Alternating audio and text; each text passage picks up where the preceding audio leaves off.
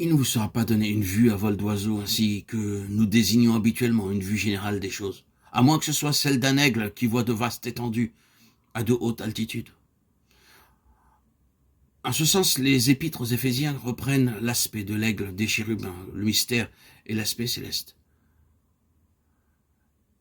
Notre méthode consistera, pour ainsi dire, à survoler autour de quelques éminences s'élevant de ce paysage, ou pour être fidèle à notre titre, à rester contempler avec émerveillement quelques-unes des richesses insondables de Christ qui sont présentées dans ces derniers écrits, en particulier dans les épîtres aux Éphésiens. Ceci donc est ce que nous voulons dire par explorant le pays. Au maximum, nous ne pouvons qu'entrevoir les grandeurs qui sont enfermées dans cet épître. Mais si nous pouvions les voir, étant libres de tout préjugé, parti pris et influence naturelle, nous retournerions remplis du même émerveillement et de la même assurance, comme le furent les espions de la seconde investigation. Nous n'irons pas très loin dans la signification pratique et la portée de ce grand dévoilement, jusqu'à ce que nous ayons en main la clé. Une fois que nous aurons cette clé, tout sera expliqué quant à son dessein et sa valeur. D'une manière assez étrange, cette clé se trouve sous la forme d'un petit préfixe qui, malheureusement, n'apparaît pas dans de nombreuses traductions. Il se présente 2 fois dans les Éphésiens, dans des liens de première importance, 4 fois dans les Colossiens, 1 fois dans les Philippiens, dans les 2 épîtres à Timothée, dans les Hébreux. Le fait que Paul aurait réellement écrit les Hébreux n'est pas débattu, mais nous n'avons aucune hésitation à dire que son influence et sa conception s'y trouvent nettement.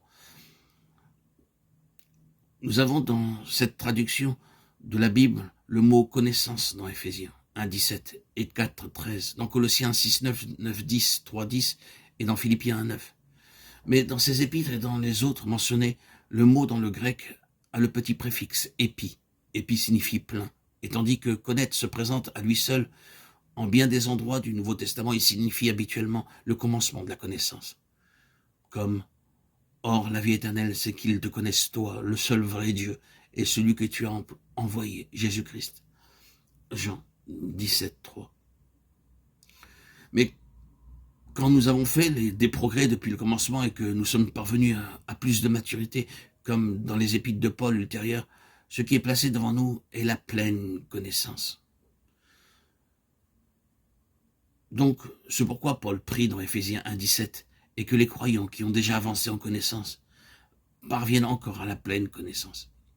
C'est le mot de la maturité. Ceci est donc la clé de tout ce qui est présenté ici dans cette lettre aux Éphésiens. Et ce qui est présenté est ce qui constitue la pleine connaissance. Tout ce que nous ajouterons ensuite est que cette connaissance ou cette pleine connaissance n'est pas mentale, intellectuelle, académique, ni acquise par la lecture, l'étude ou par ce que l'on entend, quoi qu'elle puisse venir par un tel moyen. Mais comme Paul le souligne, c'est par une révélation du Saint-Esprit. Pour nous, maintenant, étant donné que les Écritures ont été achevées, une révélation n'est pas quelque chose en plus des Écritures, mais une révélation ou une illumination quant à ce qui se trouve dans les Écritures, et cela est inépuisable.